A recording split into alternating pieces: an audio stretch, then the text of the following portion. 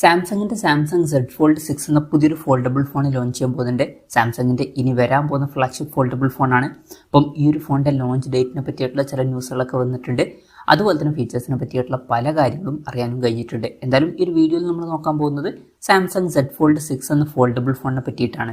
നമ്മൾ ആദ്യം ഡിസ്പ്ലേയുടെ കാര്യം പറയുകയാണെന്നുണ്ടെങ്കിൽ ഇതിൽ 2 ഡിസ്പ്ലേ വരുന്നതായിരിക്കും. ഉള്ളിൽ 7.6 ഇഞ്ചിന്റെ വലിയൊരു ഡിസ്പ്ലേ വരുന്നതായിരിക്കും. QXGA+ ഡിസ്പ്ലേ ആയിരിക്കും. റെസൊല്യൂഷൻ വരിക 1856x2160 ആയിരിക്കും. ഇതിൽ ഡൈനാമിക് AMOLED 2x ഡിസ്പ്ലേ ആയിരിക്കും വരിക. 120 Hz റിഫ്രഷ് റേറ്റും കാര്യങ്ങളൊക്കെ സപ്പോർട്ട് ചെയ്യുന്നതായിരിക്കും. പിന്നെ ഈ ഒരു ഡിസ്പ്ലേയിൽ അണ്ടർ ഡിസ്പ്ലേ സെൽഫി ക്യാമറ ആയിരിക്കും വരിക. അതായത് സെൽഫി ക്യാമറ പഞ്ചോളുടെ ഉള്ളിലൊന്നായിട്ടായിരിക്കില്ല വരിക, ഡിസ്പ്ലേയുടെ ഉള്ളിലായിട്ടായിരിക്കും വരിക. അപ്പം ആ ഒരു പഞ്ചോളും കാര്യങ്ങളൊന്നും ഇതിൽ വരില്ല. അപ്പം അത് നല്ലൊരു കാര്യം തന്നെയാണ്. പിന്നെ എടുത്തു പറയേണ്ട ഒരു കാര്യം എന്ന് പറയുന്നത് ഇത് ഫോൾഡ് ചെയ്യാൻ പറ്റിയിട്ടുള്ള ഡിസ്പ്ലേ ആയിരിക്കും. 10.5:9 എന്നുള്ള ആസ്പെക്ട് റേഷ്യോയിലായിരിക്കും ഒരു ഡിസ്പ്ലേ വരിക. പിന്നെ പുറത്തും ഒരു ഡിസ്പ്ലേ വരുന്നതായിരിക്കും. പുറത്ത് 6.3 ഇഞ്ചിന്റെ ഒരു ഡൈനാമിക് AMOLED 2x ഡിസ്പ്ലേ വരുന്നതായിരിക്കും. ഇതിന്റെ റെസൊല്യൂഷൻ വരിക 968x2376 ആയിരിക്കും. ഇതിലും 120 Hz റിഫ്രഷ് റേറ്റും കാര്യങ്ങളൊക്കെ സപ്പോർട്ട് ചെയ്യുന്നതായിരിക്കും.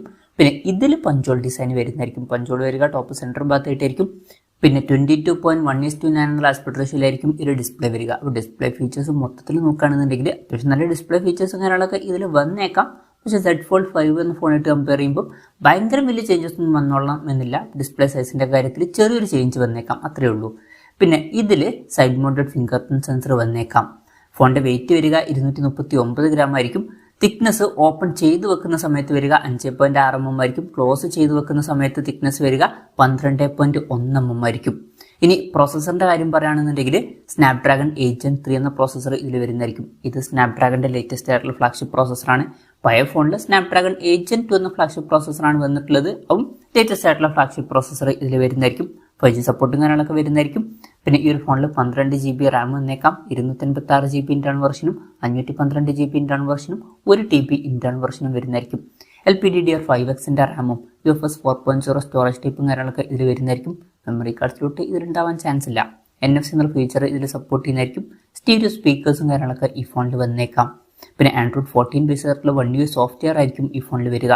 ക്യാമറയുടെ കാര്യം പറയുകയാണെന്നുണ്ടെങ്കിൽ ഫോണിന്റെ പിന്നിൽ ട്രിപ്പിൾ ക്യാമറ സെറ്റപ്പ് വരാനാണ് സാധ്യത. 50 മെഗാപിക്സലിന്റെ f1.8 അപ്പേഴ്സിൽ വരുന്ന മെയിൻ ക്യാമറ സെൻസർ ഈ ഫോണിൽ വരുന്നതായിരിക്കും. ഇതിൽ OSന്റെ സപ്പോർട്ടും കാര്യങ്ങളൊക്കെ വരുന്നതായിരിക്കും. പിന്നെ 12 മെഗാപിക്സലിന്റെ f2.2 അപ്പേഴ്സിൽ വരുന്ന അൾട്രാ വൈഡ് ആംഗിൾ ലെൻസ് വന്നേക്കാം. ഇതിന്റെ ഫീൽഡ് ഓഫ് വ്യൂ വരിക 120 ഡിഗ്രി ആയിരിക്കും. മൂന്നാമത് 10 മെഗാപിക്സൽ ഒരു ടെലിഫോട്ടോ ലെൻസും വരുന്നതായിരിക്കും. പിന്നെ ഫ്രണ്ടിൽ 10 മെഗാപിക്സൽ സെൽഫി ക്യാമറ വരാനാണ് സാധ്യത. പുറത്തുള്ള ഡിസ്പ്ലേയിൽ, ഉള്ളിലുള്ള ഡിസ്പ്ലേയിൽ 4 മെഗാപിക്സൽ സെൽഫി ക്യാമറയും വരുന്നതായിരിക്കും. ഈ ഒരു selfie camera under display selfie camera ആയിരിക്കും. അപ്പം സാംസങ് സെഡ് ഫോൾഡ് 5 എന്ന ഫോണിലും ഏകദേശം ഇതുപോലുള്ള ഒരു ക്യാമറ സ്പെസിഫിക്കേഷനാണ് വന്നിട്ടുള്ളത്. അപ്പോൾ ക്യാമറയുടെ കാര്യത്തിൽ കാര്യമായിട്ടുള്ള അപ്ഗ്രേഡ്സും കാര്യങ്ങളൊന്നും ഇതിൽ വരാൻ ചാൻസ് ഇല്ല. പക്ഷേ പുതിയ പ്രോസസ്സറാണ്, ബെറ്റർ ആയിട്ടുള്ള ഒരു ക്യാമറ പെർഫോമൻസ് വരേണ്ടതാണ്. പിന്നെ ബാറ്ററിയുടെ കാര്യത്തിൽ 4400 mAh ബാറ്ററി ആയിരിക്കും ഈ ഫോണിൽ വരിക. 25 വാട്ടിന്റെ ഫാസ്റ്റ് ചാർജ് സപ്പോർട്ട് ചെയ്തേക്കാം. അതുപോലെ തന്നെ 15 വാട്ടിന്റെ വയർലെസ് ചാർജ് സപ്പോർട്ടും വന്നേക്കാം. അപ്പം ബാറ്ററിയുടെ കാര്യത്തിലും കാര്യമായിട്ടുള്ള അപ്ഗ്രേഡ്സും കാര്യങ്ങളൊന്നും ഇതിൽ വന്നോളണം എന്നില്ല. പിന്നെ Type-C ചാർജിംഗ് പോർട്ടുമായിട്ടായിരിക്കും ഒരു സ്മാർട്ട് ഫോൺ വരിക. USB 3.2 Gen 1 സപ്പോർട്ടും കാര്യങ്ങളൊക്കെ ഇതിൽ വരുന്നതായിരിക്കും. അപ്പം ഇതൊക്കെയാണ് ഫീച്ചേഴ്സിനെ പറ്റി പറയാനുള്ള കാര്യങ്ങൾ. ലോഞ്ച് ഡേറ്റിന്റെ കാര്യം പറയുകയാണെന്നുണ്ടെങ്കിൽ ജൂലൈ 10 ഈ ഫോൺ ലോഞ്ച് ചെയ്യുക എന്നാണ് ഇപ്പോഴുള്ള റിപ്പോർട്ടുകൾ പറയുന്നത്. ഗ്ലോബൽ മാർക്കറ്റിൽ ആ ഒരു ദിവസം ലോഞ്ച് ചെയ്യുന്നതായിരിക്കും. മിക്കവാറും ഇന്ത്യൻ മാർക്കറ്റിലും ആ ഒരു ദിവസം തന്നെ ആയിരിക്കും ഈ ഫോൺ ലോഞ്ച് ചെയ്യുക. വിലയുടെ കാര്യം പറയുകയാണെന്നുണ്ടെങ്കിൽ US പ്രൈസിങ് $1899 ആയിരിക്കുമെന്നാണ് പറയപ്പെടുന്നത്. അതായത് 1,58,600 രൂപ പ്രൈസ് റേഞ്ചിൽ. അപ്പം ഇന്ത്യൻ മാർക്കറ്റിൽ നമുക്ക് 1,55,000 1,60,000 രൂപ പ്രൈസ് റേഞ്ചിലായിട്ട് ഈ ഫോൺ എക്സ്പെക്ട് ചെയ്യാവുന്നതാണ്. കൺഫർമേഷൻസ് ഒന്നുമില്ല, ജസ്റ്റ് നമ്മുടെ എക്സ്പെക്ടേഷൻ പറഞ്ഞു എന്നേ ഉള്ളൂ. എന്തായാലും സാംസങ്ങിന്റെ സെഡ് ഫോൾഡ് 6 എന്ന പുതിയൊരു ഫോൾഡബിൾ ഫോൺ ലോഞ്ച് ചെയ്യാൻ പോകുന്നുണ്ട്.